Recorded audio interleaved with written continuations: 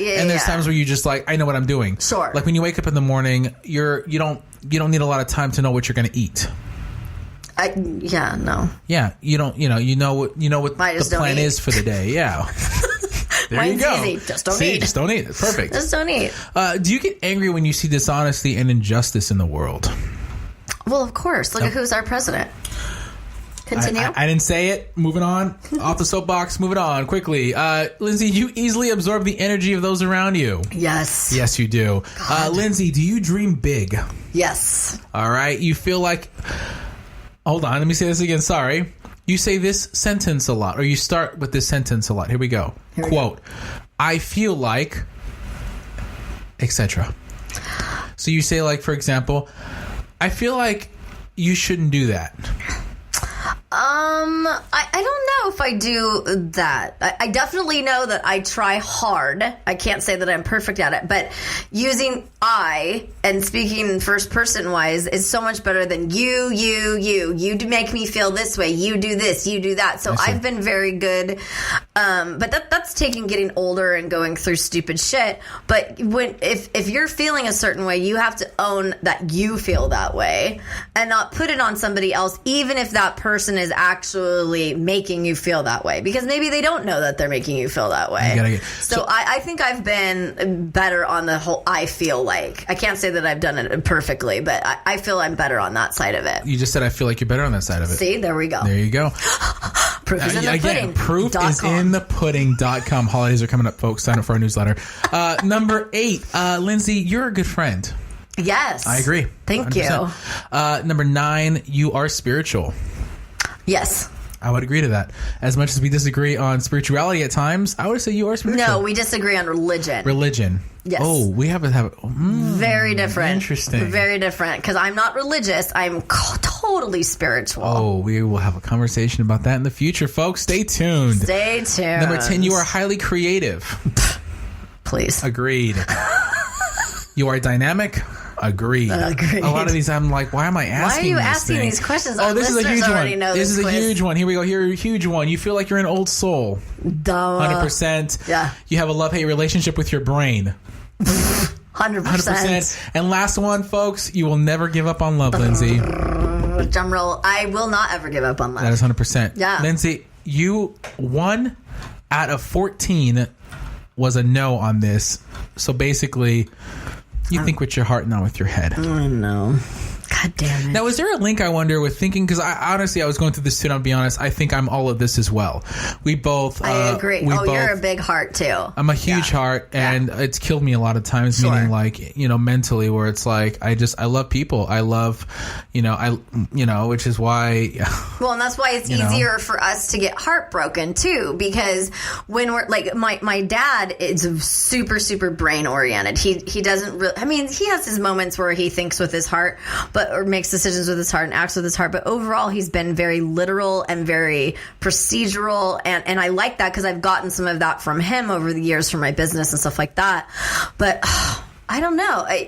That's why we're so sensitive and squishy bear and, the stuff that even you and I affect each other at a very heart emotional level because we just are lovers. That's what we are like. So we're a little bit more sensitive, but we're also a lot more giving and a lot more caring and all of that stuff too. Agreed. So I would prefer that I would be heartbroken knowing that I have been giving and loving than not ever feeling my heart and not ever even going through being heartbroken. Like, I would much rather have had that experience than not.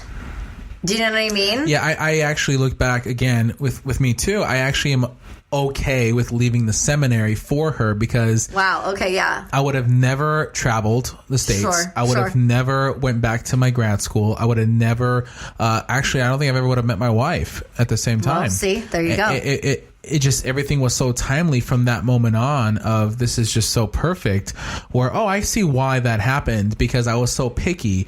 I was this way. I was that way. I was making sure I was ready for the next phase in my life, whether that was a relationship, going back to school, working in radio, doing this thing with you, sometimes brokenheartedness, there's hope at that end of the tunnel. It sounds a lot of cheese, like pepper jack, hard aged pepper jack cheese, but I'm telling you right now, to me. There is hope at the end of that tunnel. There really is. You talk about cheese and cleaning supplies, and I am all yours, people. To wrap this up a little bit, how would you suggest, Lyndsay, what was your secret, or what is the secret, do you believe, to just getting out of it? I know we kind of talked a little bit about, going through brokenheartedness, but how do we dig ourselves? How does anybody dig yourself out of brokenheartedness? What does it take? Well, I think it's different for every person and what that kind of heartbreak is. I mean, for example, when my husband and I separated or what have you, there are a couple people that came into my life kind of simultaneously.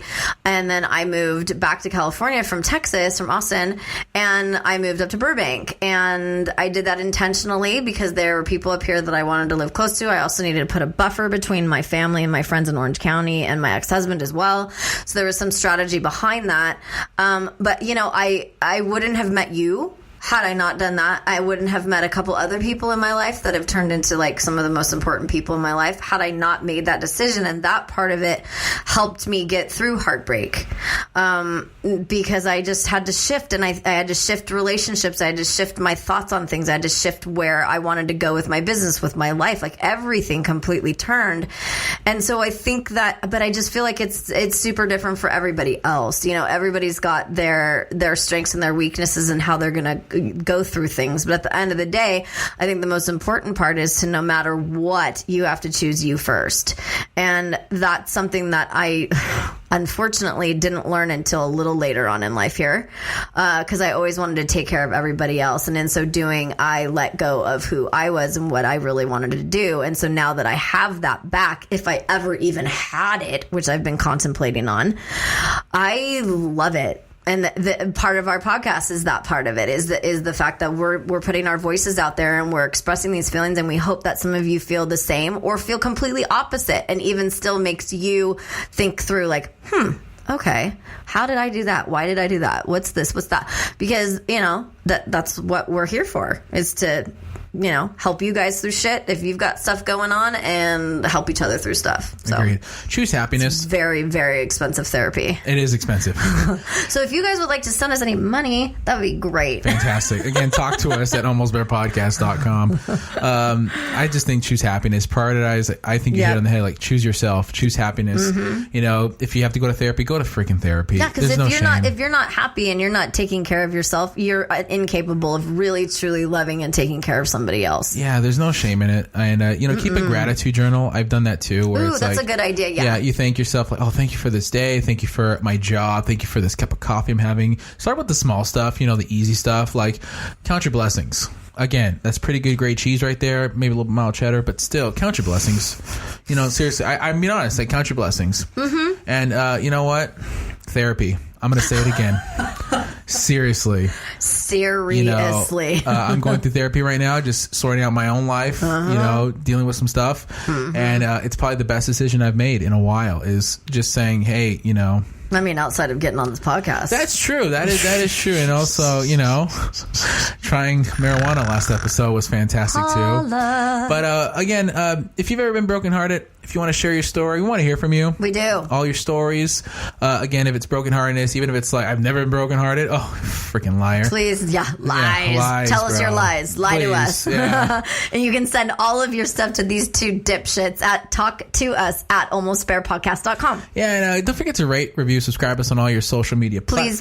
Please rate, review, subscribe. Yeah, Facebook, Twitter, Instagram, and YouTube. Holla, holla. Don't break my heart right now, John. I'm Lyndsay Soprano. That was cheese. And I'm John Ramirez. And this has been your Almost Bear podcast. Aye. Do you really have to use that every single time? Yes, I have to now.